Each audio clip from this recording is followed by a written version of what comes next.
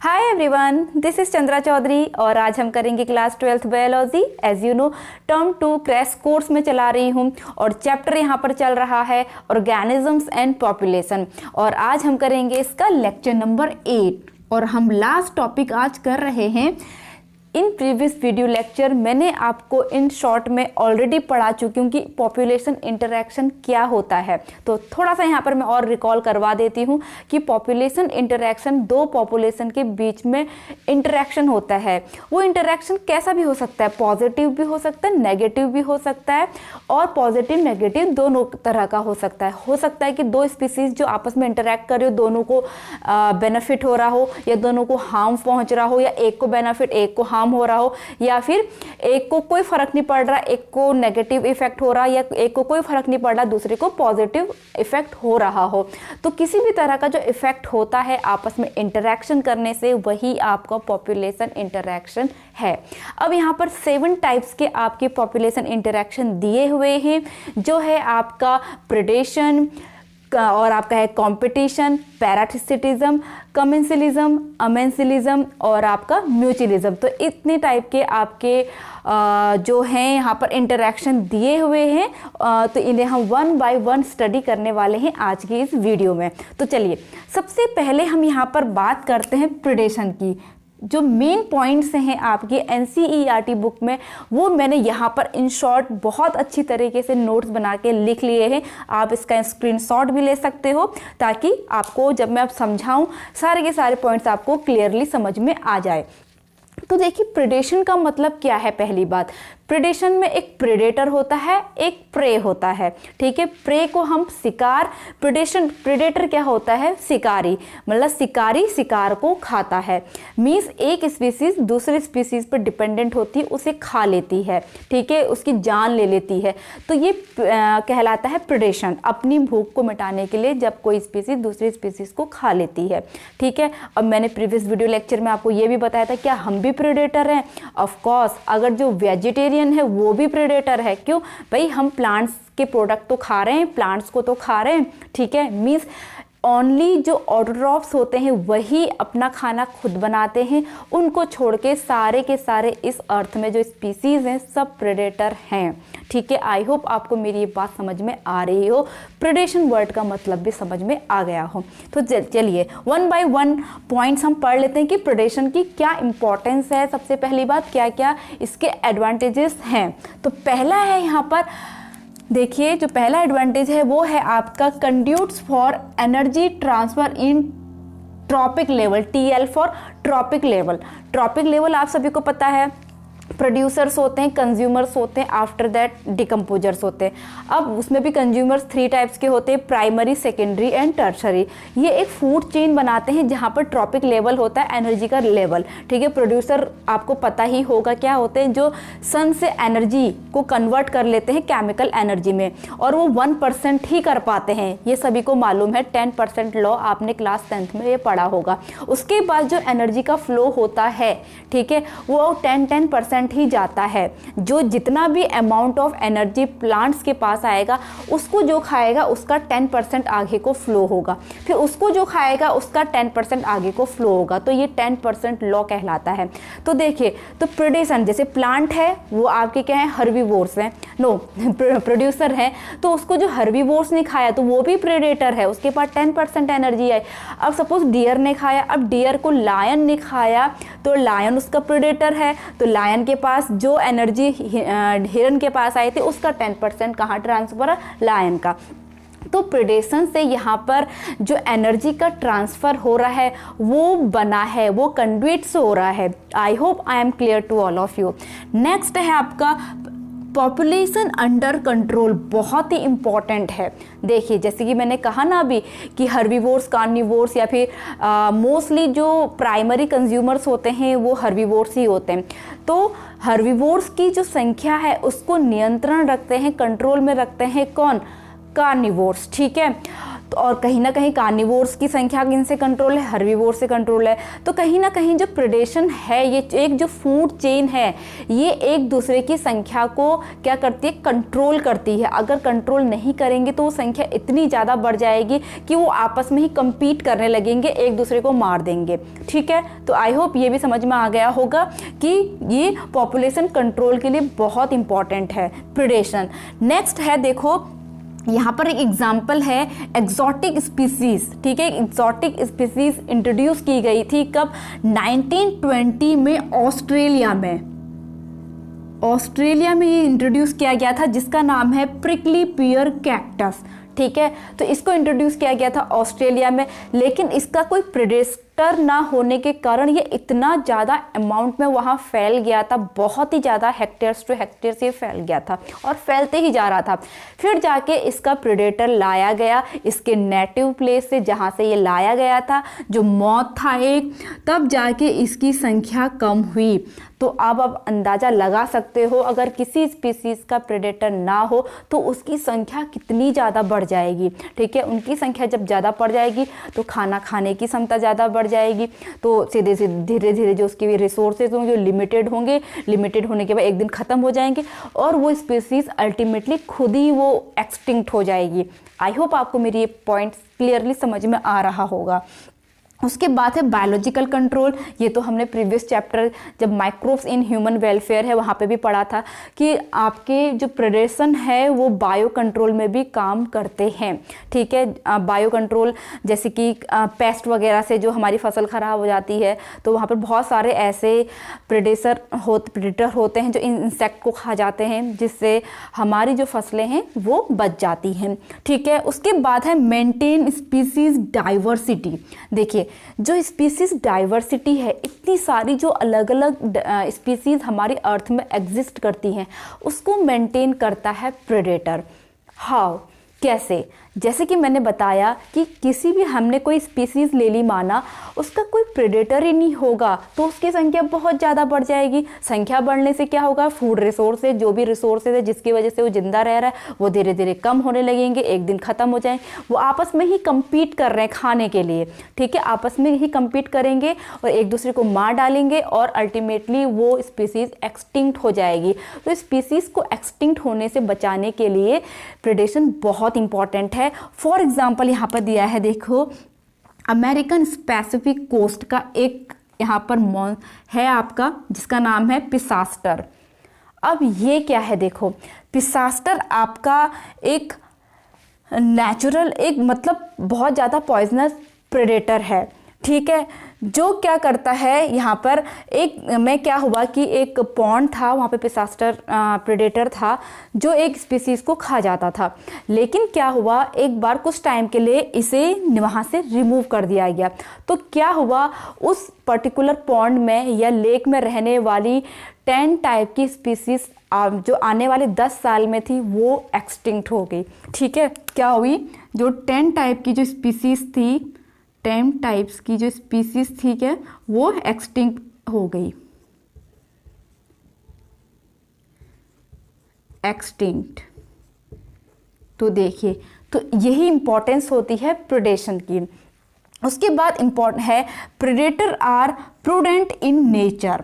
देखिए, अगर प्रेडेटर जो हैं वो बहुत ज़्यादा इफ़िशियंट हो जाएंगे या बहुत ज़्यादा ओवर एक्सप्लॉइटिंग हो जाएंगे, बिल्कुल सब अपना जो उनका खाना है, मीन्स जो हर्बीवोर्स है उनको खा जाएंगे, अब तो उनका ही खाना ख़त्म होगा, उनका खाना ख़त्म होगा तो ऑब्वियसली इफ़ेक्ट अल्टीमेटली उन्हीं के ऊपर आएगा, उनका खाना ख़त्म होगा, वो भी मर जाएंगे। इसलिए जो प्रेडेटर होते हैं वो प्रूडेंट होते हैं। उसके बाद है एक्सेप्ट ऑटोट्रॉप्स, जैसे कि मैंने अभी बताया, ऑल आर प्रेडेटर, सभी के सभी हम सब प्रेडेटर की कैटेगरी में आते हैं ऑटोट्रॉप्स को छोड़कर। उसके बाद है देखो 25 of all insect are phytophagous, means जो 25% हम ऑल इंसेक्ट हैं इस वर्ल्ड में या इस अर्थ में, उसके 25% फाइटोफेगस हैं। अब फाइटोफेगस क्या होते हैं, जो खाते हैं प्लांट सेप को या फिर प्लांट्स के पार्ट को खाते हैं, उसे हम कहते हैं फाइटोफेगस। ठीक है, उसके बाद है डिफेंस मैकेनिज्म, वो कैसे अपना बचाव करते हैं एनिमल्स या फिर जो प्लांट हैं अपने प्रेडेटर से। तो देखिए यहाँ पर तो प्लांट में क्या आ जाते हैं, थॉर्न आ जाते हैं, जैसे नींबू के पेड़ में आपने देखा कांटे आ जाते हैं, कैक्टस में कांटे आ जाते हैं, भले इसका मॉडिफिकेशन थोड़ा अलग है। और अकेशिया जो आपकी बुक में दिया है अकेशिया, ठीक है, इनमें क्या आ जाते हैं, थॉर्न आ जाते हैं, कांटे आ जाते हैं, ताकि इनका प्रेडेटर इन्हें ना खाए। दूसरा है पॉइजन, पॉइजन भी है यहाँ पर इसका एग्जाम्पल कि बहुत सारे, जैसे कैलोट्रोपिस है, कैलोट्रोपिस इज द एग्जाम्पल जो गिवन है आपके एनसीईआरटी में। कैलोट्रोपिस ये बहुत ज़्यादा जहरीला होता है, जिससे क्या हो जाता है आपका कार्डिक ग्लाइकोसिस टाइप का एक बीमारी है पर्टिकुलर, मुझे इसका नेम नहीं ध्यान में आ रहा है, कार्डिक ग्लाइकोसाइड्स, कार्डिक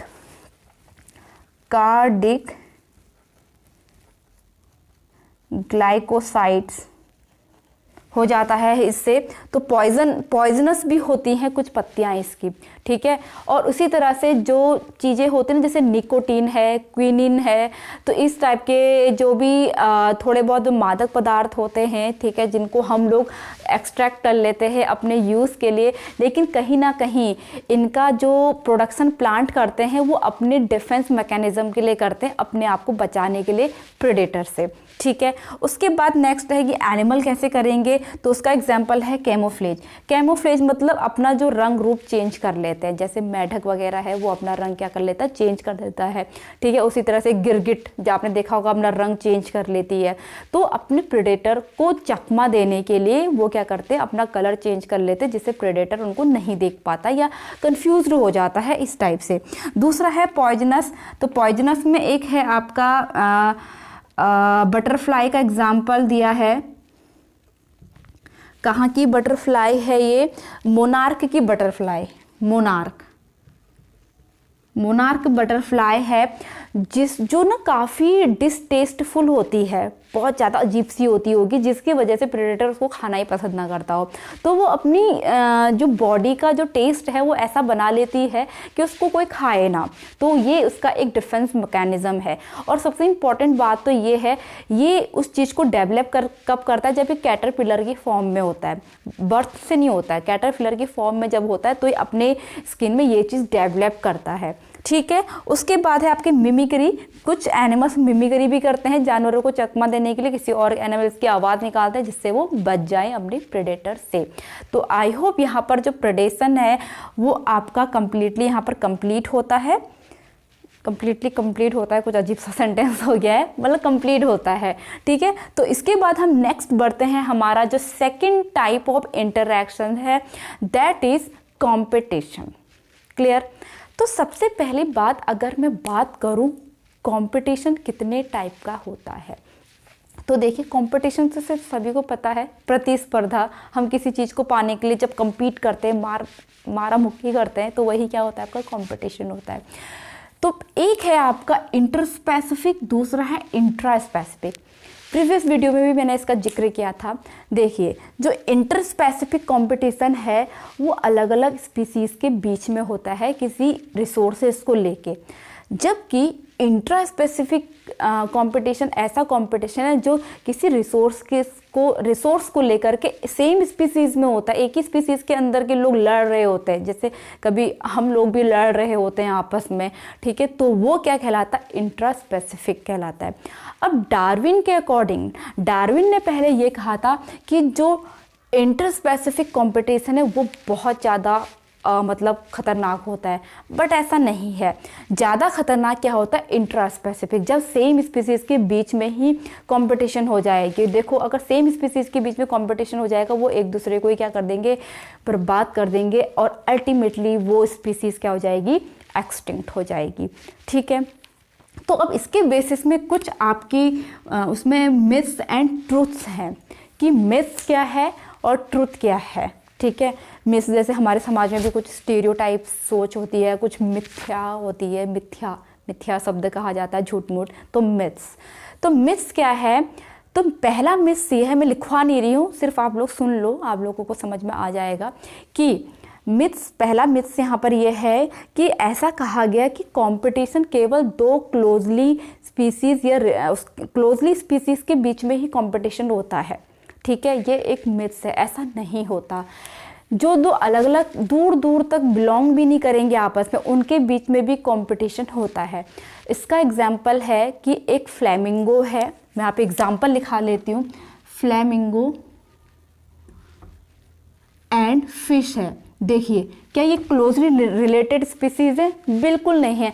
ये दोनों आपस में compete करते हैं फॉर जू प्लैंकटन के लिए, खाने के लिए, जू प्लैंकटन के लिए कंपटीशन करते हैं।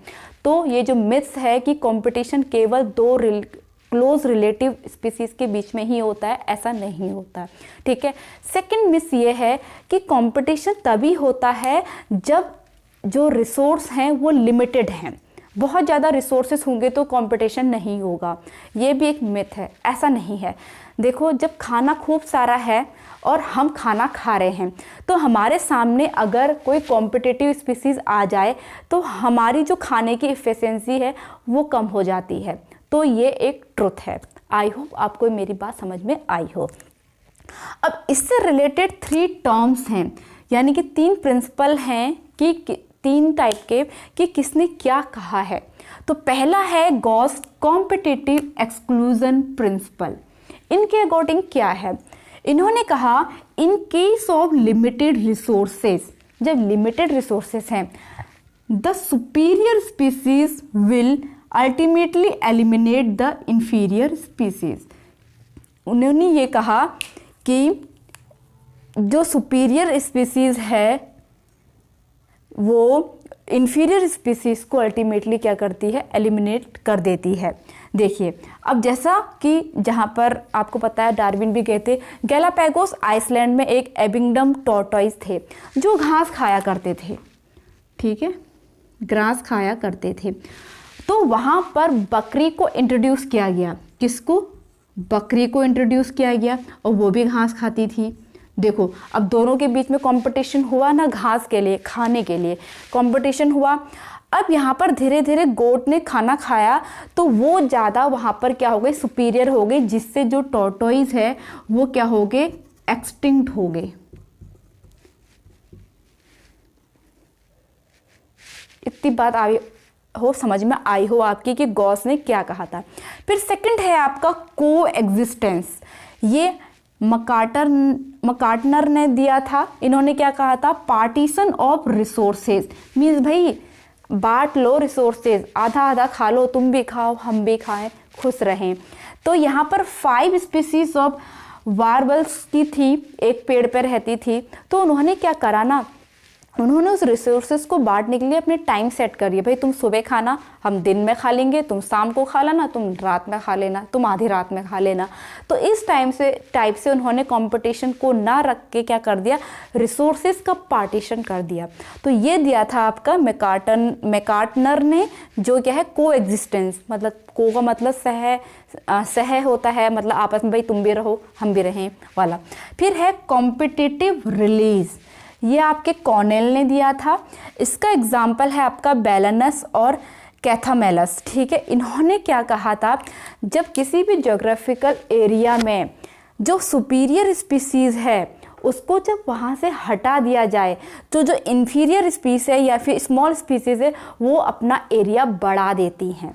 देखिए, ठीक है, तो जैसे सुपीरियर स्पीसीज मैंने कहा ना बैलेनस है, सपोज ये सी कोस्ट है तो जो ज़्यादा वाला एरिया है जहाँ पर खूब खाना है वहाँ पर बैलेनस रहते थे। क्या रहते थे? बैलेनस। और जहाँ कम एरिया है, इधर कम है, रिसोर्सेस हैं, वहाँ कैथेमस रहते थे, कैथेमस। तो ये जो बैलेनस इतना चालाक था कि वो इन्हें यहाँ आने ही नहीं देता था। ठीक है, तो क्या किया यहाँ पर कॉर्नेल ने? वहाँ से बैलेनस को, एक रॉक से बैलेनस को हटा दिया। जैसे ही बैलेनस को हटा दिया, जो कैथेमस है ना, सब जगह कैथेमस फैल गए। तो यही जो यहाँ पर प्रिंसिपल है, मुझे बात कही है कॉम्पिटिटिव रिलीज, ये कही थी कॉर्नेल ने। तो आई होप यहाँ पर आपको कंपटीशन भी समझ में आया होगा। तो चलिए अब हम आगे को पढ़ लेते हैं, पैरासिटिज्म, म्यूचुअलिज्म एंड आपका जो आपके बचे हैं नेक्स्ट। अब हम नेक्स्ट स्टार्ट करते हैं, दैट इज पैरासिटिज्म। अब पैरासिटिज्म क्या है? पैरासाइट। पैरासाइट क्या होते हैं? जो किसी लिविंग ऑर्गेनिज्म से अपना खाना डिराइव करते हैं और उसी की बॉडी में रहते हैं। उसी की बॉडी में रह के, जिसकी बॉडी में रह रहे हैं उसे हम होस्ट कहते हैं, और जो न्यूट्रिशन ले रहा है उसे हम पैरासाइट कहते हैं। लेकिन कंडीशन क्या है कि वो उसकी ही बॉडी में रहना चाहिए, कुछ समय उसने बिताना चाहिए, तो इसे हम पैरासिटिज्म कहते हैं। तो इसमें दो चीज हैं आपके, एक है आपका पैरासाइट, पैरासाइट जो न्यूट्रिशन लेगा, दूसरा है जिसकी बॉडी में वो रह के लेगा, उसे हम होस्ट कहेंगे। कुछ टाइम उसने होस्ट की बॉडी में बिताना चाहिए, भले बाहर से बिताए या अंदर से, तो उसे हम पैरासिटिज्म कहेंगे। ठीक है, ओके नेक्स्ट। अब ये पैरासिटिज्म दो टाइप के होते हैं, एक जब पैरासाइट बॉडी के अंदर रहें, एक जब बॉडी से बाहर रहें। तो इसके बेसिस पे पैरासिटिज्म दो टाइप के होते हैं। Number one is endoparasitism, एंडोपैरासिटिज्म,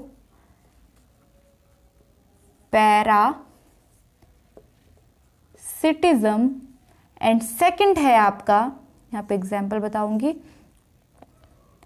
एक्सोपैरासिटिज्म। अब देखिए एंडोपैरासिटिज्म क्या होते हैं? जो इनसाइड द बॉडी क्या होंगे? Live inside the host body. Host body के जो अंदर रहते हैं, लाइक स्मॉल इंटेस्टाइन में जो रह के वहाँ न्यूट्रिशन सक करते रहते हैं। कोई इसमें आपको मैं बता दूं, कोई इनके मुंह नहीं होता है, कोई इनके टीथ नहीं होते, कोई इनमें डाइजेस्टिव सिस्टम नहीं होता है, कोई एनस नहीं होता है, क्योंकि भाई ये डाइजेस्टिव फूड को ले रहे हैं, उसी को यूटिलाइज करके एनर्जी ले रहे हैं। तो उनको क्या ज़रूरत है डाइजेस्टिव सिस्टम की, क्या ज़रूरत है मुंह की, क्या ज़रूरत है खाना च्यूइंग करने की? समझ रहे हो ना मेरी बात को? तो ये चीज़ें, तो इसके बेसिस पे जो कुछ एग्जाम्पल्स हैं वो हैं आपके, नंबर वन इज़ टेपवॉर्म। इसका नेम तो सभी ने सुना होगा, टेपवॉर्म, जो अपनी लाइफ साइकिल दो लोगों के साथ स्पेंड करता है, एक है पिग, दूसरा है ह्यूमन, सभी को पता होगा। ठीक है, दूसरा एग्जाम्पल है आपका एस्केरिस। एस्केरिस जो है वो ह्यूमंस की बॉडी में ही पाया जाता है। थर्ड है इसका एग्जाम्पल आपका, हम लिख सकते हैं यहाँ पे प्लाज्मोडियम। प्लाज्मोडियम प्रोटोजोआ है जो मलेरिया कॉज करता है। तो ये आपके एग्जाम्पल्स होते हैं किसके? एंडोपैरासाइट के, जो बॉडी के अंदर रहते हैं। ठीक है, ओके। उसके बाद आपका आता है एक्सोपैरासिटिज्म, जो बॉडी के बाहर रह के खून चूसते रहते हैं, लाइक सर की जूं, जिसे हम क्या कहते हैं? लाइस। पहली बात मैं लिख दूं, outside the body, outside the host body. For example है इसका, जैसे कि मैंने कहा लाइस, देखो सर पे ही रहते हैं, ठीक है, जूं हो जाती हैं जो, तो इसलिए रोज़ बाल धोने चाहिए अपने। ठीक है, तो जूं जो हो जाती है तो बॉडी के ऊपर ही रह रही है और खून को चूसते रह रही है, तो आपके लाइस हैं। वैसे एनिमल्स में देखा होगा टिक्स होते हैं। ठीक है, तो ये जो एग्जाम्पल्स हैं आपके क्या हैं? एंडोपैरासाइट के, सॉरी एक्सोपैरासाइट के एग्जाम्पल हैं। अब आपकी एनसीईआरटी में क्वेश्चन पूछा गया है कि जो मस्कीटो है क्या वो एक पैरासाइट है? ऑफ कोर्स नॉट, क्योंकि मच्छर आके खून तो चूस जाता है, लेकिन क्या हमारी बॉडी में टाइम स्पेंड करता है? नहीं करता है। तो दैट्स वाई वो पैरासाइट नहीं है। पैरासाइट की कंडीशन क्या है? वो कुछ समय उसने बिताना चाहिए होस्ट किया, तो इनसाइड द बॉडी या आउटसाइड द बॉडी, लेकिन बिताना चाहिए। ठीक है, बोलते बोलते गड़बड़ भी हो जा रही है। तो ये आपके होता है एंडोपैरासिटिज्म। उसके बाद नेक्स्ट आता है आपका ब्रूड पैरासिटिज्म। नंबर थर्ड क्या है? Brood parasitism. दो तो आपने प्रीवियस क्लासेस में सुने भी होंगे, ये आपका एक नया वर्ड है ब्रूड पैरासिटिज्म। पैरासिटिज्म स्पेलिंग गलत, पैरासिटिज्म। ठीक है, अब देखिए ये क्या है। यहाँ पर आपने देखा होगा जो कोयल होती है बहुत ही चालाक होती है। वो क्या करती है ना, जब वो अंडे देने वाली होती तो खुद का घोंसला वगैरह कुछ नहीं बनाती, वो ढूंढती है कौवे का घोंसला। ठीक है। तो जब भी उसको बच्चे देने होते हैं वो कौवे के, जैसे कौवे ने अंडे दिए हैं तो वो भी अपने अंडे वहाँ रख जाती है। और कुछ अंडे जो होते हैं उसमें से वो बिल्कुल रिसेंबल होते हैं कौवे के अंडों की तरह, जिससे अब कौवों को पता तो होता है भाई मैंने अंडे दिए हैं, मैंने घोंसला बनाया है, पक्का यहाँ कोयल भी आएगी और अंडे दे के जाएगी, तो वो उनको ढूंढता रहता है। तो यहाँ पर सपोज 4 अंडे कौवे के थे, 2-3 कोयल भी दे गई। अब वो ढूंढता रहता, कौवा भाई ढूंढता रहता कहीं कोयल ने तो नहीं रखे हैं। तो अगर कोई अंडा उसको अपने अंडे जैसा नहीं मिला तो उसको फेंक देता है, और जो उसी की तरह दिखने वाले होते हैं उनको नहीं फेंकता है, वो सोचता है भाई ये तो मेरे ही अंडे, तो बेचारा उनको सेकते रहता है। और उसमें से जब वो हैच भी हो जाते हैं वो फिर भी सब एक जैसे दिखते हैं, सब काले काले होते हैं, ठीक है। वो उनको फीडिंग भी कराता है। उसके बाद जब वो बोलना स्टार्ट करते हैं कि कौवा के बच्चे का करते हैं और कोयल के बच्चे कू कू करते हैं, ये सभी को पता है, तो बोलने से पता चलता है कि भाई मेरे साथ धोखा हुआ है। तो ये इस टाइप का जो पैरासिटिज्म है ये ब्रूड पैरासिटिज्म है। तो आई होप समझ में आया हो। तो आपने देखा होगा कि जो मैंने बात कही कि कोयल तो अपना घोंसला नहीं बना रही है, वो अपने अंडे दे रही है कहाँ, कौवे के घोंसले में। और कौवा भी बहुत चालाक होता है, वो अपने अंडे पहचानता है, तो इसलिए जो अंडे कोयल के अंडे जो थे वो जो रिसेंबल थे कौवे के अंडे से, उनको तो उसने रख लिए, बाकी अंडे उसने फेंक दिए। इससे हमें क्या पता चलता है, तो ओनली उस टाइप की कोयल के अंडे ही बचे जो कौवे की तरह थे। तो इसलिए इस मतलब बहुत ज़्यादा जो अगर मैं उसमें नंबर्स में कहूँ तो ऐसी कोयल ही बची हैं जो कौवे की तरह ही अंडे देती हैं। आई होप आपको मेरा पॉइंट समझ में आया हो। तो यहाँ पर आपका ब्रूड पैरासिटिज्म भी ख़त्म होता है और आपको समझ में भी आया होगा। उसके बाद बात करते हैं म्यूचुअलिज्म की। म्यूचुअलिज्म क्या होता है आपका, दोनों में प्लस, ठीक है, दोनों को फ़ायदा होता है। और यहाँ पर पता है इसको प्लस है इसको माइनस है, ये तो बीमार हो जाएगा। तो म्यूचुअलिज्म में दोनों को प्लस, दोनों को ऐसी साझेदारी या ऐसा एसोसिएशन जिसमें दोनों को फ़ायदा होता है उसे हम म्यूचुअलिज्म कहते हैं। जैसे सिम्बियोसिस रिलेशनशिप एक बहुत बड़ा टर्म है, ठीक है, उसकी बात मैं यहाँ पर नहीं करूँगी, अब एग्जांपल्स बताऊँगी यहाँ पर। तो जो म्यूचुअलिज्म है वो 2 टाइप का होता है। एक होता है ऑब्लिगेट है कि गेट है, ऑब्लिगेट म्यूचुअलिज्म। दूसरा है आपका फैकल्टेटिव म्यूचुअलिज्म। तो ऑब्लिगेट म्यूचुअलिज्म क्या है, ऑब्लिगेट म्यूचुअलिज्म का मतलब है कि ऐसा एसोसिएशन जो जब दोनों साथ में रहेंगे ना तभी वो जिंदा रहेंगे, अगर उनको अलग अलग कर दिया जाए तो उनका अस्तित्व ही खत्म हो जाएगा, ठीक है। तो जैसे आपका यहाँ पर एग्जाम्पल है लाइकन, फॉर एग्जाम्पल लाइकन क्या होता है, एल्गी प्लस फंगी का रिलेशनशिप होता है, जिसमें फंगी क्या देता है एल्गी को, वाटर्स मिनरल देता है और इन एल्गी उसे थोड़ा ग्लूकोज देता है। तो मैं लिख देती हूँ, फंगी क्या देता है इसे, वाटर प्लस मिनरल देता है और बदले में एल्गी उसे क्या देता है, ग्लूकोज देता है, क्योंकि वो खाना बनाता है ना एल्गी, ठीक है, जो ग्रीन एल्गी होती है। तो ये लाइकन होता है। तो अगर हमने फंगी और एल्गी को अलग कर दिया तो लाइकन नाम की कोई चीज़ नहीं रह जाएगी। तो इस टाइप का जो म्यूचुअलिज्म है उसे हम ऑब्लिगेट कहेंगे। दूसरा इसका एग्जाम्पल है माइकोराइजा। दूसरा एग्जाम्पल है माइकोराइजा ऑब्लिगेट का। उसके बाद बात करते हैं फैकल्टेटिव म्यूचुअलिज्म की। इसमें क्या होता है, इसमें ये ज़रूरी नहीं होता है कि जो 2 लोगों का एसोसिएशन है उनको अलग कर दिया जाए तो वो जी नहीं सकेंगे, ऐसा नहीं होता है। तो इस टाइप का जो म्यूचुअलिज्म है वो कहलाता है आपका फैकल्टेटिव म्यूचुअलिज्म। जैसे देखो पॉलिनेशन की प्रोसेस होती है, पॉलिनेशन। अब आपको पता है जो हनी बी है ये फ्लावर है, ये फ्लावर है। अब एक हनी बी आई, ठीक है, इसके पास आई, उसने इससे नेक्टर लिया और इसने इसको क्या दे दिया, पॉलन चिपका दिए। अब ये उड़ के चले गई, क्योंकि अब बीच के में जो म्यूचुअलिज्म हुआ ना, दोनों को फ़ायदा तो हुआ, फिर वो उड़ के चले गया, अलग अलग हो गए। क्या दोनों एक दूसरे के बिना अधूरे थे? नहीं थे। तो इस टाइप का जो एसोसिएशन है वो क्या कहलाता है, फैकल्टेटिव एसोसिएशन कहलाता है। अब आपका नेक्स्ट है कमेंसलिज्म। कमेंसलिज्म में क्या होता है कि एक स्पीसीज को कोई भी फायदा नहीं होता बट दूसरे को बेनिफिट होता है। जैसे कैटल्स और ईग्रेट हैं, कैटल एंड ईग्रेट्स। ये मैंने प्रीवियस वीडियो में भी बताया था कि कैटल्स जब अपना खाना खा रही होती है ना तो उसमें से इंसेक्ट उड़ते हैं, तो ये ना बिल्कुल उसको देखे रहता है कि कब कैटल खाना मतलब अपना घास उठाए, कब कीड़े उठे उसमें से बाहर आए और मैं खा लूँ। तो देखो इसको तो फ़ायदा हो रहा है बट इसे कोई मतलब नहीं, इसे नुकसान भी नहीं हो रहा, फ़ायदा भी नहीं हो रहा, उसे कोई मतलब भी नहीं है, ठीक है, उसको कोई फ़र्क नहीं पड़ता क्योंकि वो इस ईग्रेट से। तो इस टाइप का जो बॉन्ड है, एसोसिएशन है, उसे हम क्या कहते हैं, कमेंसलिज्म कहते हैं। दूसरा है जैसे सी एनिमन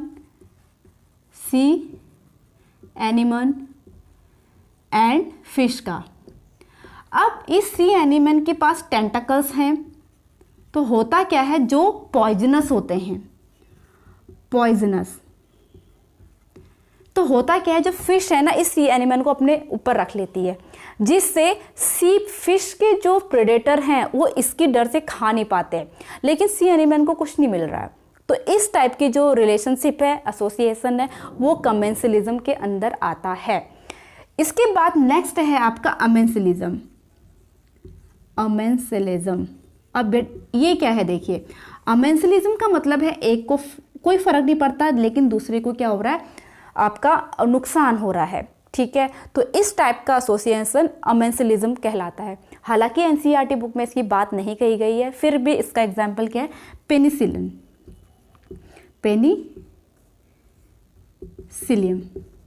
पेनिसिलियम से पेनिसिलिन सेक्रेट होता है, ठीक है, जिससे इसके आसपास जो भी बैक्टीरिया हैं वो डिस्ट्रॉय हो जाते हैं, लेकिन इसे कोई फर्क नहीं पड़ता।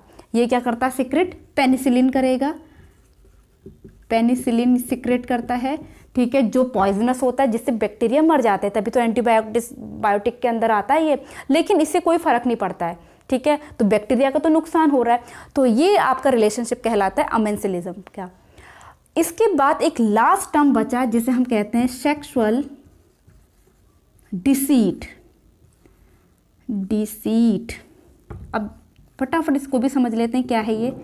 सेक्सुअल डिसीट में एक्चुअली क्या होता है, जो ऑर्किड का फ्लावर है, ठीक है, वो अपने पॉलिन्स को बाहर करने के लिए, मतलब उसके ट्रांसफ़र के लिए, पॉलिनेशन के लिए क्या करता है ना, अपनी एक लीफ बना लेता है, ठीक है, जो रिसेंबल होती है फीमेल हनी बी के, ठीक है। तो ये क्या बना लेता है, resemble leaf of honey bee, नहीं गलत हो गया, रिसेंबलिंग लीफ बना देता है, रिसेंबलिंग लीफ जो किसकी तरह होती है, फीमेल हनी बी की तरह होती है, हनी बी की। तो पता है क्या होता है, जो मेल हनी बी है, जो मेल आता है वो इसके पास आता है और कॉपुलेशन कर जाता है, ठीक है। कॉपुलेशन मतलब आपका कॉपुलेशन कर जाता है, जो कैसा होगा, सीडो होगा, ठीक है, सीडो कॉपुलेशन बोलते हैं। तो ये मेल देखो आया उसके पास, उसने कॉपुलेशन किया, ऑर्किड ने अपने जो पॉलन थे उस पर चिपका दिए। अब ये कॉपुलेशन करके चला जाता है, इसे पता भी नहीं चलता मेरे साथ धोखा हुआ है, ठीक है। उसके बाद दूसरे पेड़ में जाता है, ऑर्किड में जाता है, वहाँ पर भी सेम रिसेंबलिंग लीफ होती है जो फीमेल हनी बी की तरह दिखाए, वो उसके साथ भी कॉपुलेशन कर लेता है, लेकिन पहले उसके जो पॉलन होते हैं वो उसमें ड्रॉप हो जाते हैं, जिससे वहाँ पर पॉलिनेशन की प्रोसेस हो जाती है। तो ये जो सीडो कॉपुलेशन यहाँ पर हुआ है उसी को ही हम सेक्सुअल डिसीट कहते हैं। तो फाइनली यहाँ पर आपका जो ये कॉन्सेप्ट था पॉपुलेशन इंटरैक्शन का, ये ख़त्म होता है। आई होप आपके लिए वीडियो काफ़ी हेल्पफुल रहा हो। अच्छा लगा हो तो please hit the like, leave the comment, subscribe to my channel and press the bell icon. मैं मिलूंगी अपनी नेक्स्ट वीडियो के साथ, नए टॉपिक के साथ। तब तक के लिए stay tune, stay healthy, stay connected. Bye bye.